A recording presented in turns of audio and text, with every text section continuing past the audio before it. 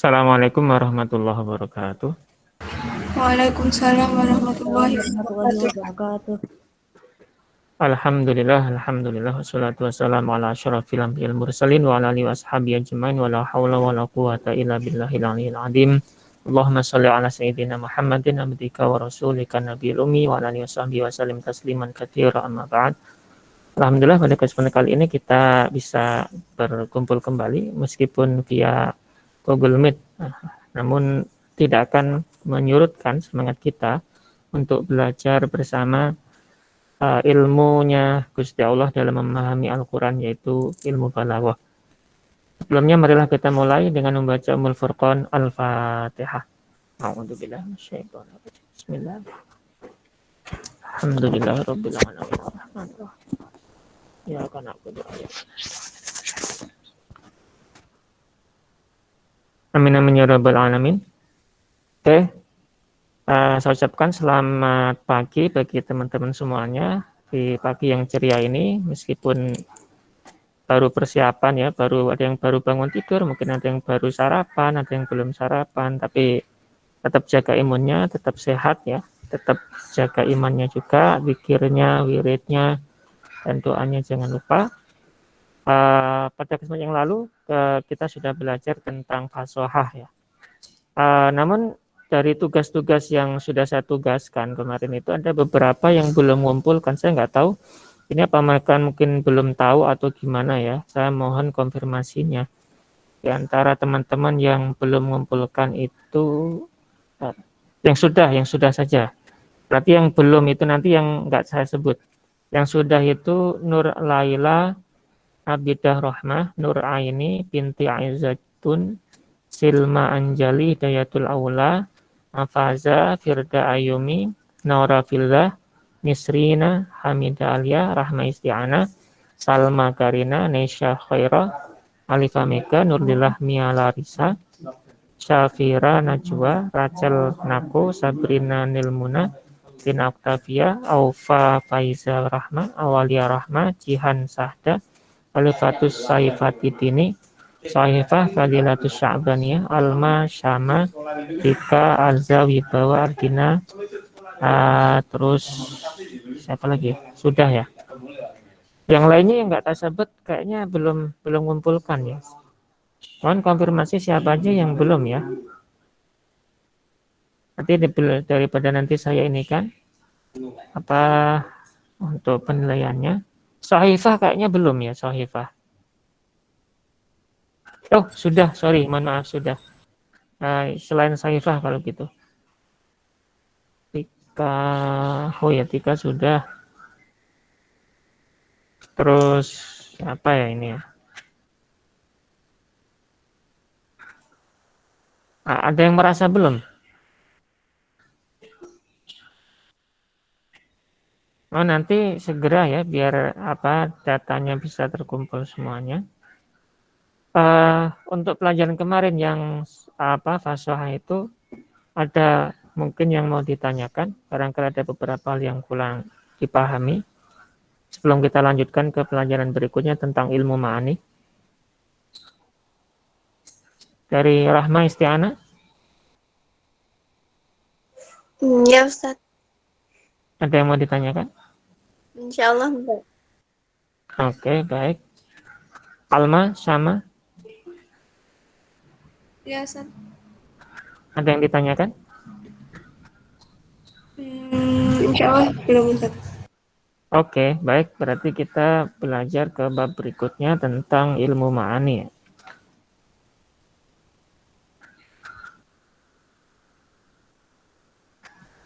Oke, materi kita kali ini tentang ilmu ma'ani ya. Ini merupakan ilmu pertama dari 3 macam sub ilmu yang kita pelajari dalam ilmu balaghah. Walaupun ini harusnya kita mempelajari 3, namun memang dalam kesempatan kita kali ini untuk kelas 3 kita hanya mempelajari 1 saja, yaitu ilmu ma'ani. Tapi saya yakin itu tidak akan mengurangi ya apa istilahnya pemahaman kalian dalam menganalisa Al-Quran menggunakan ilmu ini, khususnya dalam menganalisa ayat-ayat sains. kalau tidak akan mengurangi pemahaman kalian nantinya. Kalau memang benar-benar kalian bisa memahami ilmu ma'ani ini. Saya akan ulang kembali 3 macam ilmu dalam ilmu balaghah ya, atau 3 macam sub ilmu, sub bidang keilmuan dalam ilmu balaghah. Yang pertama adalah bayan, badi, dan ma'ani.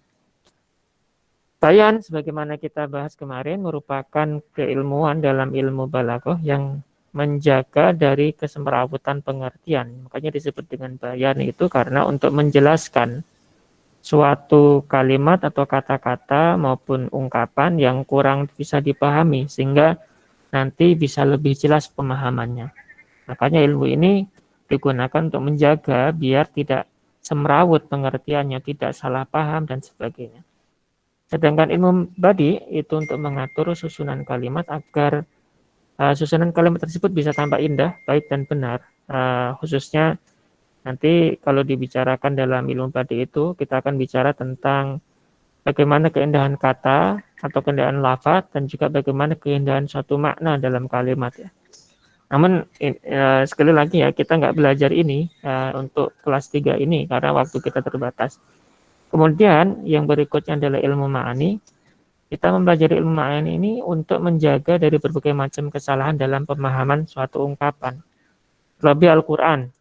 Seringkali dalam membaca Al-Quran, kita itu banyak sekali mendapati apa yang kita pahami, baik dari segi terjemah yang kita baca pun banyak yang salah. Gitu.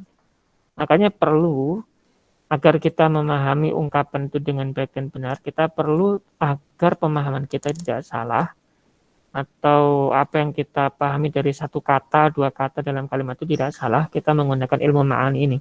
Karena disebut ilmu ma'ani karena kata makna ya. Makna jamaknya itu ma'ani, jadi beberapa makna.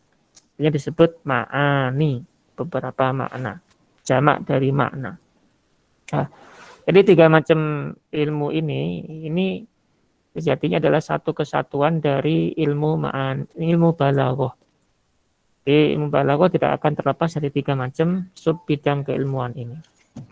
Sedangkan ilmu ma'ani itu adalah ilmun bihi limuqtadul hali yura lafdun mutabiqon. Itu menurut ungkapan yang diungkapkan oleh Syekh Abdurrahman As-Sobir Al-Lahdari dalam kitabnya Jawharul Maknun. Beliau mengatakan ilmu ma'ani adalah ilmun bihi limuqtadul hali yura lafdun mutabiqon.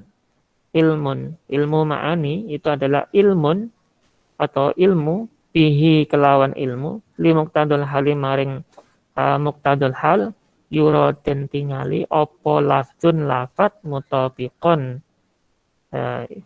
kelawan sesuai atau sesuai dengan tempatnya tadi. Ilmu ma'ani secara istilahnya adalah ilmu yang dapat digunakan untuk mengetahui suatu lafaz. Tadi di awal saya sudah mengatakan ilmu ma'ani itu untuk agar kita itu tidak salah paham atau salah pengertian ya.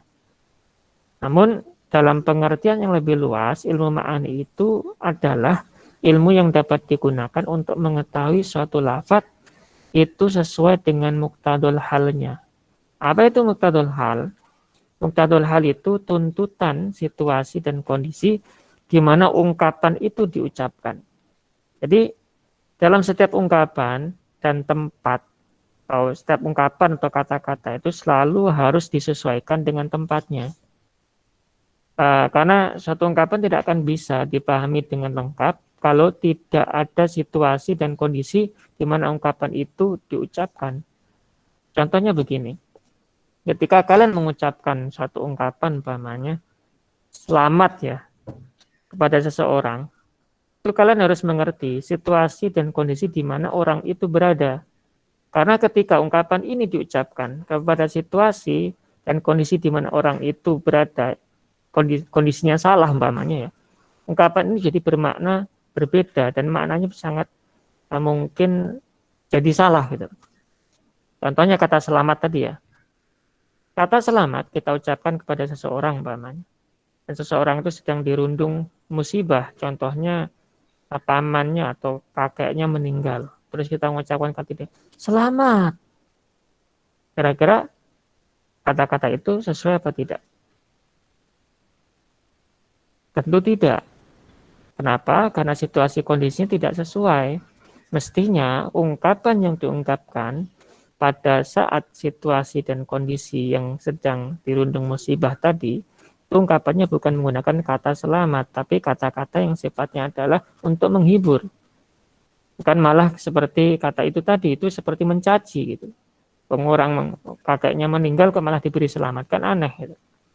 Cara tradisi dan norma kan tidak sesuai. Nah, seperti itu. Jadi kita bicarakan dalam ilmu ma'ani itu bagaimana ungkapan itu bisa disesuaikan dengan situasi kondisi sehingga ungkapan bisa lebih jelas pemahamannya. Begitu juga dalam Al-Qur'an. Dalam setiap ungkapan-ungkapan dalam Al-Qur'an itu sejatinya harus disesuaikan dengan situasi dan kondisi di mana Al-Qur'an itu diturunkan. Jadi kita akan memahami situasinya dan maknanya itu lebih lengkap ketika uh, kita memahami ungkapan dalam Al-Quran itu disesuaikan dengan kondisi tadi. Kondisi yang saya masukkan di sini, kalau kita membicarakan Al-Quran itu adalah asbabun nuzul ya, di mana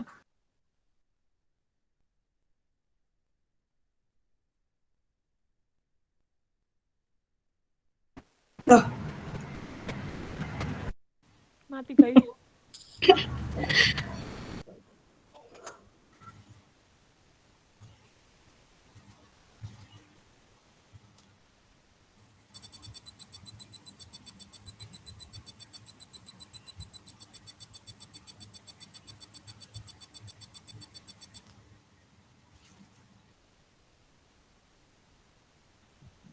Halo.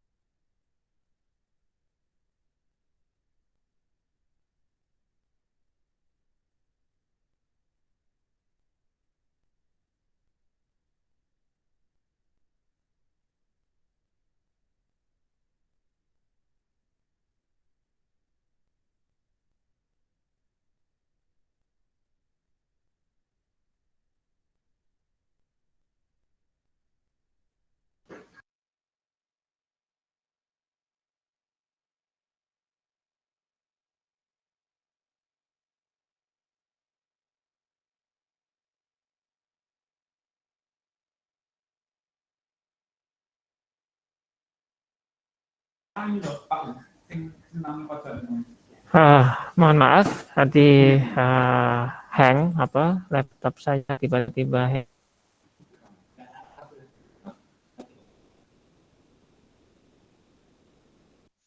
Ya, memang ada beberapa aplikasi yang terbuka, makanya saya tutup. Baik, saya lanjutkan kembali ya.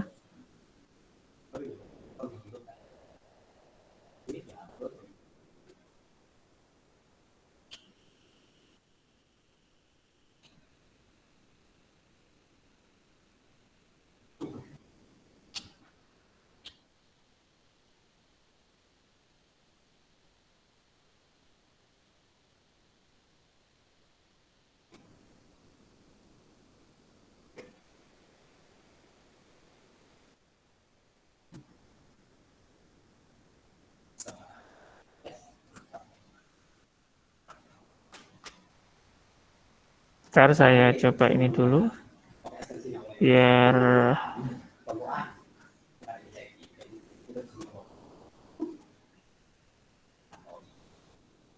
tidak hang lagi.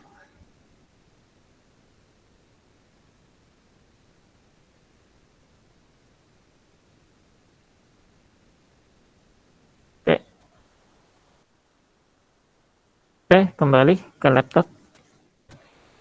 Baik, contoh ini yang seperti yang saya pernah contohkan di beberapa kesempatan yang lalu, seperti dalam ayat surat Al-Jin ayat 10 ini ya. Wa anna lanadri asyarun urida biman fil ardi am arada bihim rabbuhum rasyada. Nah, ungkapan ini dalam Al-Qur'an surat Al-Jin ayat 10 ini kita dapati ada kata-kata di sini asyarun urida. Asyarun urida ya. Dengan kata-kata aroda. Urida dengan aroda.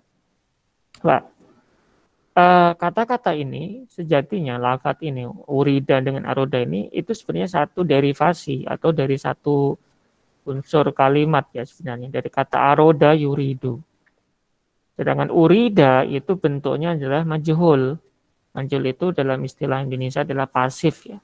Atau dalam bahasa Inggris disebut passive voice ya. Nah, kata urida ini pertanyaannya adalah fa'ilnya siapa?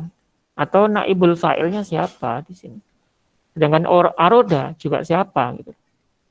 Nah, itu yang perlu kita pahami. Makanya ini kita pelajari ilmu ma'ani untuk mengetahui itu. Nah, kata urida ini di sini kan urida di sini kalau dalam konteks ini kan mestinya baliknya itu ke domir ya. Fa'ilnya atau naibul fa'il dari kata urida itu kan domir. Tapi domirnya rujuknya kemana? Oh, ternyata di sini perkiraan kita adalah rujuknya ke kata syarrun. Berarti urida itu kan artinya lah diinginkan. Apa yang diinginkan? Kejahatan. Kemudian yang bawah ini aroda, menginginkan. Siapa yang menginginkan di sini? Kalau di sini yang menginginkan adalah bihim robbum, berarti Tuhan. Apa yang diinginkan Tuhan tuh? Kebaikan. Loh. Kalau Tuhan menginginkan kebaikan, berarti yang diinginkan dari kejahatan ini, yang menginginkan Tuhan atau siapa? Dan pertanyaan jadi begitu. Oh itu Tuhan juga, berarti Tuhan ingin buruk dong buat kita. Nah, itu kan persepsi yang kurang tepat. Yang tepat adalah kata urida di sini itu mestinya itu untuk manusia, ditujukan untuk manusia. Berarti artinya yang dikehendaki oleh manusia itu biasanya keburukan. Tapi Tuhan, Allah itu sejatinya menghendaki kebaikan. Jadi makanya wajar kalau manusia, makhluk itu biasa berbuat salah itu wajar. Karena secara naluri itu manusia itu inginnya berbuat salah gitu. Berbuat yang enak, berbuat yang dia inginkan. Tapi yang diinginkan itu banyak yang salah gitu. Makanya ada istilah al-insanu mahalul khata' wa nisyan. Manusia itu tempat salah dan luput gitu. Dan lupa gitu. Nah, itu diantaranya. Nah, pemahaman seperti ini dapat kita pahami dengan menggunakan ilmu ma'ani tadi. Jadi kita bisa tahu mana lafadz ini maknanya ini, mana lafadz ini maknanya begini. Nah, itu juga an'amta alaihim dengan ghairil maghdub alaihim. Ya, seperti ini kita juga tahu. An'amta yang engkau beri nikmat Yang beri nikmat siapa? Allah. Terus, yang dimurkai kira-kira siapa? Orang-orang dimurkai itu. Ya, ini ada tulisannya. Yang dolin itu, yang tersesat. Nah, di antaranya seperti itu, kita akan paham dengan memahami tadi konteksnya, sesuai dengan konteksnya. Berarti artinya yang sejatinya Allah itu ingin memberikan nikmat kepada manusia, tapi ya manusianya sendiri aja yang banyak yang malah kebalikannya. Mereka itu aslinya nggak mau diberi nikmat, tapi malah maunya diberi murka aja. Nah, seperti itu. Nah, untuk itu kita perlu memahami dengan menggunakan ilmu ma'ani ini. Nah, dalam pelajaran ilmu ma'ani kita pelajari beberapa bab. Di antara yang pertama adalah isnad, kemudian musnad ilaih, kemudian musnad, kemudian muta'alliqatu fi'lin, kemudian qasrun, insya'un, faslun, waslun, ijazun, itnabun, musawat. Itu yang kita pelajari di dalam ilmu ma'ani. Lah, isnad itu apa? Isnad akan kita pelajari nanti ya. Musnad ilaih dan musnad itu akan kita pelajari pada awal-awal bab ini. Jadi ini yang terpenting karena dalam ungkapan bahasa Arab itu kalau kita tidak bisa memahami musnad ilaih, maka pemahaman kita tentang bahasa Arab kurang lengkap. Kenapa? Karena pokok dari suatu kalimat sejatinya musnad dan musnad ilaih gitu. Seluruh kalimat bahasa Arab itu, baik itu kalimatnya berupa kalimat nominal atau jumlah ismiyah, maupun juga kalimat verba atau jumlah fi'liyah. Semuanya itu kita analisa untuk mengetahui mana musnad ilaihnya dan mana musnadnya. Kalian tentu akan bertanya-tanya, apa itu musnad ilaih, apa itu musnad? Ya, di sini kita akan paham. Musnad ilaih maupun musnad, jadi ini beberapa bab yang akan kita pelajari dalam ma'ani ya. Musnad ilaih adalah isnad dulu yang kita pelajari. Isnad adalah ingdimamu kalimah arti musnad ila ukhra ay musnad ilaih ala wajihin yufidul hukma bi ahadihima alal ukhra thubutan aw nafyan. Apa itu ingdimamu kalimah? Itu menisbatkan atau mengumpulkan suatu kalimat, suatu kata atau musnad kepada musnad yang lainnya atau disebut musnad ilaih dengan tujuan untuk menetapkan suatu informasi antara keduanya, yaitu informasi itu berupa ditetapkan atau disebut dengan informasi yang positif atau kita sebut dengan kalimat positif, atau nafyan, kita negasikan, kita ingkari atau disebut dengan kalimat negatif. Nah, jadi kita tolak atau kita terima. Kalau kita tolak, maka tidak ada kata tidak di dalam kalimat itu. Sedangkan kalau kita tolak, maka akan ada kata tidak dalam kalimat itu. Itu isnad. Jadi intinya isnad itu adalah hubungan kata dengan kata. Hubungan kata dengan kata. Seperti kata ini, Allahu wahidun. Kata Allah itu disebut dengan musnad ilaih. Ini musnad ilaih yang perlu kalian pahami. Apa itu musnad ilaih? Bahasa paling sederhana adalah subjek. Jadi musnad ilaih itu adalah subjek. Sedangkan kata setelahnya wahidun ini disebut dengan musnad. Apa musnad itu? Predikat. Kalau ada subjek berarti ada predikat.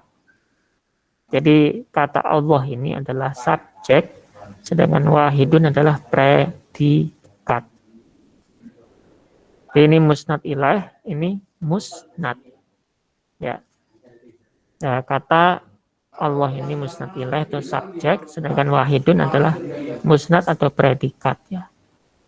Itu kalau dilihat dari sisi balaghah dalam ilmu ma'ani. Kalau dalam ilmu nahwu, ini jelas kita akan tahu, oh ini adalah jumlah apa ini kira-kira? Karena awalnya adalah isim, jumlah apa? Coba apa? Jumlah ismiyah.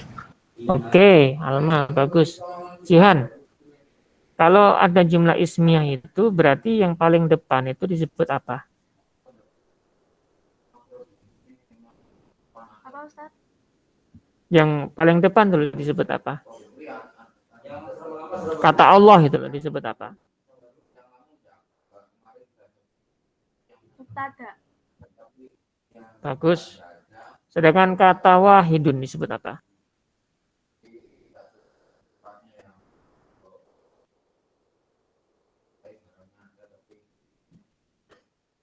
Khobar. Bagus. Nah, dalam istilah nahwu seperti itu. Namun dalam istilah balaghah itu pokoknya satu kata yang dijadikan pokok utama pembahasan itu disebut musnad ilaih. Sedangkan kata setelahnya yang merupakan apa ya, kata penyertanya itu disebut dengan predikat atau dalam bahasa Arab disebut musnad. Nah, semacam itu. Itu juga dalam jumlah fi'liyah ya. Jumlah fi'liyah contohnya Dahaba Muhammadun pamannya. Dahaba Muhammadun pamannya. Pokoknya dalam Dahaba Muhammadun juga sama, itu juga ada di dalamnya itu semacam ungkapan gitu loh. Yang pertama itu adalah fi'il, yang kedua adalah fa'ilnya, sama juga. Itu yang pertama apa disebut musnad ilaih? Tidak, karena dalam jumlah fi'liyah itu kebalik ininya. Yang pertama itu musnadnya, jadi predikatnya di depan, sedangkan musnad ilaihnya di belakangnya, fa'ilnya itu. Jadi fa'ilnya itu musnad ilaih, sedangkan fi'ilnya itu musnad. Gitu. Tuh. Nah, hubungan antara keduanya, antara wahidun dengan Allah, itu disebut dengan isnad. Jadi isnad itu adalah hubungan antara musnad dengan musnad ilaih. Antara wahidun dengan Allah. Hubungannya apa? Wahidun ini dia sebagai musnadnya Allah atau musnad ilaihnya Allah. Atau dalam istilah nahwu, wahidun ini sebagai khobarnya mubtada Allah ini. Ini khobar disebut apa? Khobar itu prediksi perbuatan atau prediksi kondisi dari subjek. Makanya disebut khobar. Atau informasi yang memberitahukan tentang subjek. Yang disebut dengan khobar. Predikat. Oke, jadi isnad itu hubungannya, hubungan antara keduanya. Nah, hubungan antara wahidun dengan Allah itu disebut dengan isnad. Oke, berikutnya apa itu musnad ilaih? Oke, tadi udah saya sebutkan musnad ilaih itu kata simpelnya adalah dia itu adalah subjek. Itu sederhananya, kita nggak terlalu ribet dengan istilah yang jelimet itu ya. Dalam bahasa Indonesia kita sebutnya subjek gitu ya. Nah, subjek sendiri atau musnad ilaih itu ada beberapa jenisnya. Yang pertama adalah fa'il. Tadi udah saya contohkan ya. Nah, fa'il itu termasuk musnad ilaih atau subjek dalam kalimat. Contoh, doroba zaidun. Nah, musnad ilaihnya mana? Zaidun. Dengan doroba apanya? Musnad. Kemudian yang kedua diantaranya asma'un nawasih. Semua asma'un nawasih itu adalah musnad ilaih, subjek dalam suatu kalimat. Contohnya, kana Muhammadun iman. Kana itu fi'il nasih. Nah, Muhammadun ini disebut dengan ism kana. Nah, ism kananya inilah Muhammadun ini itu disebut dengan musnad ilaih. Dengan kata setelahnya disebut musnad. Oke. Kemudian mubtada. Tadi di awal saya sebutkan ya. Ini contohnya Muhammadun naimun. Kira-kira mana ya musnad ilaihnya ya? Kalimat ini. Kira-kira musnad ilaihnya mana? Coba Adilatus Sa'baniyah. Ya Ustaz. Mana musnad ilaihnya? Muhammad yang Ustaz. Hmm? Nawasih, Ustaz. Ya, bukan, yang itu loh, mubtada itu loh. Mana? Muhammad Naimun. Mana? Muhammadun. Ya, Muhammad itu Muhammad. sebagai musnad ilai. Ilai. Sedangkan ustadznya mana? Predikatnya mana? Naimun. Bagus. Jadi dari seperti ini aja kita tahu, oh ternyata ini subjeknya, ini predikatnya. Jadi kita tahu ini sebagai pokok bahasanya, ini informasi dari pokok bahasan itu. Jadi kita akan tahu itu. Ya, musnad ilah. Tahu apa tadi musnad ilah? Bahasa sederhananya apa? Firda Ayumi. Subjek, Ustadz. Ya, bagus. Sedangkan musnad apa, Firda? Predikat. Oke. Oke, Naura Filda. Oke, Doroba Zaidun. Itu musnad ilahnya mana ya? Naura Filda. Oh, enggak, Pak. Sebentar saya masih minta punya. Pokoknya nanti sekitar Naura Filda. 5 kali. Yang Zaidun. Mana? Yang Zaidun. Zaidun. Oke, Zaidun itu musnad ilahnya. Berarti subjeknya adalah Zaidun. Dorobanya apanya doroba itu? Ustadznya. Musnadnya ya. Bukan ustadznya loh ya, musnadnya. Jangan salah sebut. Oke, berikutnya kita lanjutkan. Waktunya tinggal 5 menit. Kemudian selain itu, ini tambahan. Ini nggak perlu kalian tahu karena ini babnya kalau dalam ilmu nahwu itu udah berlanjutan. Tapi untuk kalian ini sementing kalian tahu 2 saja sudah cukup. Tahu kalau fa'il itu musnad ilaih dan mubtada itu musnad ilaih sudah cukup. Yang lainnya itu tambahan. Contohnya ini. Maf'ul pertama dari donna. Maf'ul al-awal li donna. Itu disebut dengan musnad ilaih.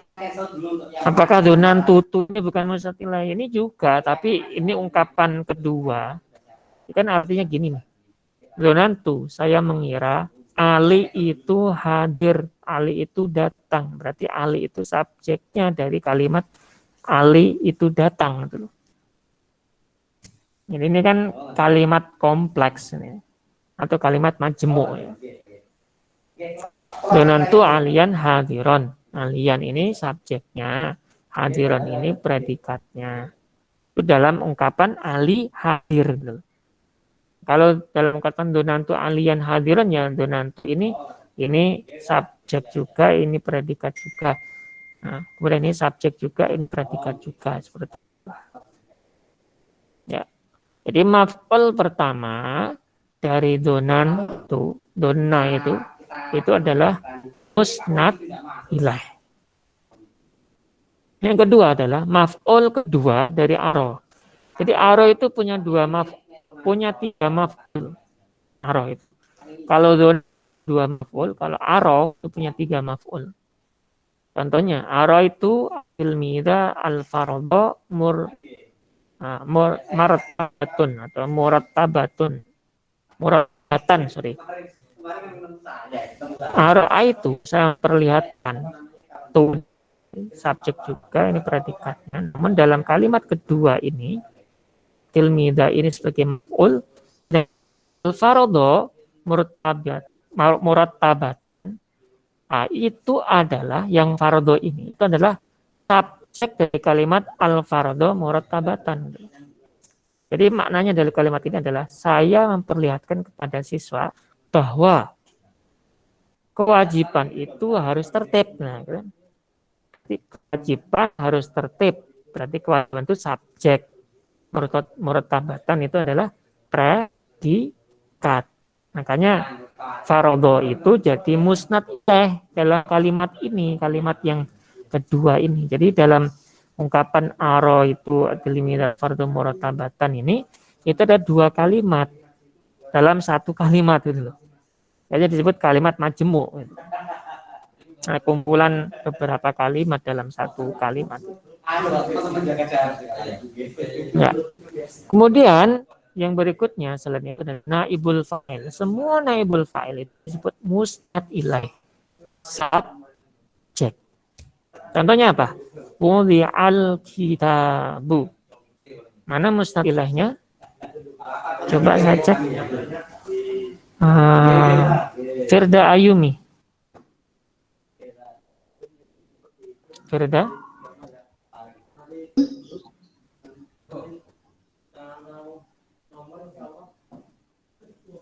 Firda Ayumi, coba. Apa Ustaz? Ya itu.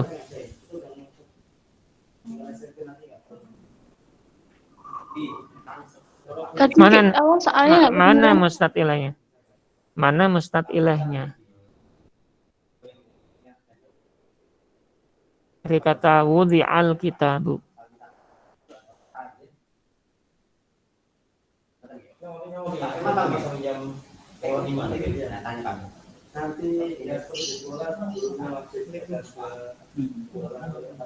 Kitab Ustaz. Ya, bagus. Itu adalah naibul fa'il musnad ilahnya di situ, yaitu al kitabu. Itu sebagai subjek. Sedangkan wadu apanya? Wadu apanya? Sebagai predikat. Atau Musnad. bagus. Oke, baik. Saya rasa sudah paham semuanya ya. Jadi demikian itu tadi beberapa hal yang kita pelajari dalam ilmu ma'ani ini, yaitu yang untuk bab ini kita belajar tentang musnad dan musnad ilaih. Tapi sementara waktu kita pelajari adalah musnad ilahnya dulu.